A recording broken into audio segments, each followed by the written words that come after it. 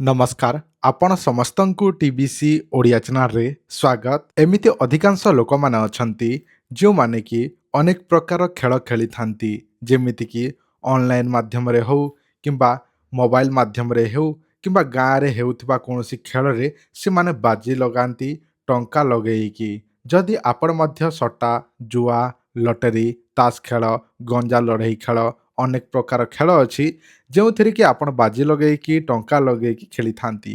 ହଜାର ହଜାର ଟଙ୍କା, ଲକ୍ଷ ଲକ୍ଷ ଟଙ୍କା ବାଜି ଲଗେଇକି ଖେଳନ୍ତି। କିନ୍ତୁ ଶେଷରେ ସେମାନେ ସେଇ ଖେଳରେ ବାରମ୍ବାର ହାରିକି ସେମାନେ ସୁନା ଗହଣା ଜମି ବାଡ଼ି ବନ୍ଧା ପକେଇକି ମଧ୍ୟ ଋଣ ଲାଗିକି ମଧ୍ୟ ସେମାନେ ସେଇ ଖେଳଟିକୁ ଅଭ୍ୟାସରେ ପରିଣତ କରନ୍ତି। ଶେଷରେ ସେମାନେ ସେଇ ଖେଳଟି ଖେଳୁଥାନ୍ତି। ଖେଳି ଖେଳି ସେମାନେ ବର୍ବାଦ ମଧ୍ୟ ହୋଇଯାଆନ୍ତି। ଯଦି ଆପଣ ମଧ୍ୟ ସଟ୍ଟା, ଜୁଆ, ଲଟେରୀ ଖେଳ, ତାସ ଖେଳ, ଗଞ୍ଜା ଲଢ଼େଇ ଖେଳ ଏସବୁ ଖେଳ ଖେଳିକି ହାରିକି ବର୍ବାଦ ହୋଇସାରିଛନ୍ତି, ତାହେଲେ ଆଜିର ଏହି ଭିଡ଼ିଓଟିକୁ ନିହାତି ଭାବରେ ଦେଖନ୍ତୁ। ମୁଁ ଆପଣମାନଙ୍କୁ ଏହି ଭିଡ଼ିଓରେ ଏମିତି ଏକ ଗଛ ବିଷୟରେ କହିବି ଯେଉଁ ଗଛର ମାତ୍ର ଖଣ୍ଡିଏ ଚେର ଯଦି ନିଜ ପାଖରେ ରଖିବେ ଏବଂ ଯେକୌଣସି ଖେଳଟି ଖେଳିବେ, ତାହେଲେ ମୁଁ ଗ୍ୟାରେଣ୍ଟି ଦେଇକି କହୁଛି ଆପଣମାନେ ସେଇ ଖେଳରେ ନିହାତି ଭାବରେ ଜିତିବାକୁ ଲାଗିବେ। ତ ଚାଲନ୍ତୁ ମୁଁ ଆପଣମାନଙ୍କୁ ସେଇ ଗଛ ବିଷୟରେ ଜଣେଇ ଦେଉଛି, ସେଇ ପ୍ରୟୋଗ ବିଧିଟି ସମ୍ପୂର୍ଣ୍ଣ ବିଧିବିଧାନଟି ଜଣେଇ ଦେଉଛି। କିନ୍ତୁ ତାହାରି ପୂର୍ବରୁ ଆପଣମାନେ ଚ୍ୟାନେଲଟିକୁ ନୂଆ ଦେଖୁଛନ୍ତି କିମ୍ବା ପ୍ରଥମ ଥର ପାଇଁ ଦେଖୁଛନ୍ତି, ତାହେଲେ ଚ୍ୟାନେଲଟିକୁ ଏବେ ହିଁ ସବସ୍କ୍ରାଇବ୍ କରି ଭିଡ଼ିଓଟିକୁ ନିହାତି ଭାବରେ ଲାଇକ୍ କରନ୍ତୁ। ଏହି ଭିଡ଼ିଓଟିରେ ମୁଁ ଆପଣମାନଙ୍କୁ ସେଇ ପ୍ରୟୋଗ ବିଧିଟି ଜଣାଇବା ପୂର୍ବରୁ ଗୋଟିଏ ସୂଚନା ଦେଇଦେଉଛି। ମୁଁ ଦୀପାବଳି ଦିନ ତିଆରି କରିଛି ଦୀପାବଳି ଅମାବାସ୍ୟାରେ ତାବିଜ। ଏହି ତାବିଜ ଖେଳରେ ଜିତିବା ପାଇଁ କାମରେ ଆସିଥାଏ। ଯଦି ଆପଣମାନେ ଯେକୌଣସି ଖେଳ ଖେଳୁଛନ୍ତି, ବାରମ୍ବାର ହାରି ଯାଉଛନ୍ତି, ତାହେଲେ ଏହି ତାବିଜ ଯଦି ଆପଣମାନେ ପିନ୍ଧିବେ ଏବଂ ଯେକୌଣସି ଖେଳ ଖେଳିବେ, ତାହେଲେ ଆପଣମାନେ ସେଇ ଖେଳରେ ନିହାତି ଭାବରେ ଜିତିବାକୁ ଲାଗିବେ। ସଟ୍ଟା, ଜୁଆ, ଲଟେରୀ, ତାସ ଖେଳ, ଗଞ୍ଜା ଲଢ଼େଇ ଖେଳ, ଝଣ୍ଡିମୁଣ୍ଡି ଖେଳ, ଅନେକ ପ୍ରକାର ଖେଳ ଅଛି ଯେଉଁଥିରେ କି ଆପଣମାନେ ଜିତିପାରିବେ ଏହି ତାବିଜଟିକୁ ପିନ୍ଧିବା ଦ୍ୱାରା।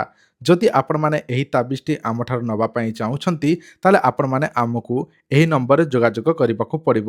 ଦେଖନ୍ତୁ, ଏହି ତାବିଜ ଟିକେ ବେଶୀ ରେଟ୍ ପଡ଼ିଥାଏ ବା ବେଶୀ ଦାମ ପଡ଼ିଥାଏ। ଯଦି ଆପଣଙ୍କର ଯେଉଁଟାକି ଶକ୍ତି ହେବ ତାହେଲେ ଆପଣମାନେ ନେବେ, ନଚେତ୍ ନେବେ ନାହିଁ। ଯଦି ଆପଣଙ୍କୁ ଦରକାର ଅଛି ତାହେଲେ ଆମକୁ ନିହାତି ଭାବରେ ଯୋଗାଯୋଗ କରନ୍ତୁ। ବର୍ତ୍ତମାନ ମୁଁ ଆପଣମାନଙ୍କୁ ସେଇ ଗଛର ଚେର ବିଷୟରେ କହୁଛି ବା ସେଇ ଗଛଟିକୁ ତାହାର ଚେରଟିକୁ କେମିତି ଆଣିବେ, ସେଇ ଗଛର ନାଁ କ'ଣ, କେଉଁ ସମୟରେ ଆଣିବେ, କେଉଁ ଦିନ ଆଣିବେ, ସବୁକିଛି ମୁଁ ଆପଣମାନଙ୍କୁ ଜଣାଉଛି।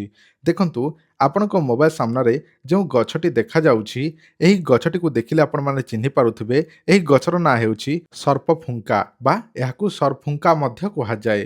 ଦେଖନ୍ତୁ, ଏହି ସରଫୁଙ୍କା ବା ସର୍ପଫୁଙ୍କା ଗଛର ତାହାରି ଖଣ୍ଡିଏ ଚେର ମାତ୍ର ଯେକୌଣସି ଦୀପାବଳି ଦିନ ଅମାବାସ୍ୟା ପଡ଼ିଥିବ ସେଇଦିନ ଏହି ଗଛର ଚେରଟିକୁ ଆଣିବ। ଦେଖନ୍ତୁ, କେମିତି ଆଣିବେ ସେଇଟା ଜାଣି ନିଅନ୍ତୁ। ଯେଉଁଦିନ ଦୀପାବଳି ଅମାବାସ୍ୟା ପଡ଼ୁଛି ତାହାରି ପୂର୍ବଦିନ ସନ୍ଧ୍ୟା ସମୟରେ ଏହି ଗଛର ମୂଳ ପାଖରେ ପୂଜା ବିଧି କରିବେ ଏବଂ ଦୀପାବଳି ଦିନ ରାତ୍ର ସମୟରେ ଅମାବାସ୍ୟା ଦିନ ହିଁ ଆପଣ ସେଇ ଗଛର ଚେରଟିକୁ ଆଣିବେ। ସେଇ ଚେରଟିକୁ ଆଣିଲା ପରେ ନିଜେ କ'ଣ କରିବେ, ଗୋଟେ ତାବିଜ ବା ଡେଉଁରିଆରେ ଭର୍ତ୍ତି କରିଦେବେ ଏବଂ ସେଇ ଚେରଟିକୁ ନିଜର ଅଣ୍ଟାରେ ବାନ୍ଧିବେ କିମ୍ବା ବେକରେ ବାନ୍ଧିବେ, ନଚେତ୍ ହାତରେ ବାନ୍ଧିବେ ବା ବାହୁରେ ବାନ୍ଧିବେ ଏବଂ ବାନ୍ଧି ସାରିଲା ପରେ ଆପଣ ଖେଳିବାକୁ ଯିବେ। ଦେଖିବେ 100% ଗ୍ୟାରେଣ୍ଟି ଆପଣ ଖେଳରେ ଜିତିବାକୁ ଲାଗିବେ। ମୁଁ ଆପଣମାନଙ୍କୁ ଯେଉଁ ପ୍ରୟୋଗଟି କହିଲି ସେସବୁ କାକଚଣ୍ଡୀଶ୍ୱର କଳ୍ପତନ୍ତ୍ରରେ ଲେଖା ଅଛି। ଯାହା ତନ୍ତ୍ରଶାସ୍ତ୍ରରେ ଲେଖା ଅଛି ତାହା ହିଁ ମୁଁ ଆପଣମାନଙ୍କୁ ଜଣେଇଛି। ଯଦି ଆପଣଙ୍କର ଶ୍ରଦ୍ଧା, ବିଶ୍ୱାସ, ଭକ୍ତି ଅଛି ତନ୍ତ୍ର ମନ୍ତ୍ର ଯନ୍ତ୍ର ପ୍ରତି, ତାହେଲେ ଆପଣମାନେ ପ୍ରୟୋଗ କରନ୍ତୁ, ନଚେତ୍ କରନ୍ତୁ ନାହିଁ। ଆଜିର ଭିଡ଼ିଓ ଏତିକି। ଯଦି ଆପଣଙ୍କୁ କୌଣସି ପ୍ରକାର ତାବିଜ ଦରକାର ଅଛି ଖେଳରେ ଜିତିବା ପାଇଁ, ତାହେଲେ ଆମକୁ ଯୋଗାଯୋଗ କରନ୍ତୁ। ଧନ୍ୟବାଦ, ନମସ୍କାର।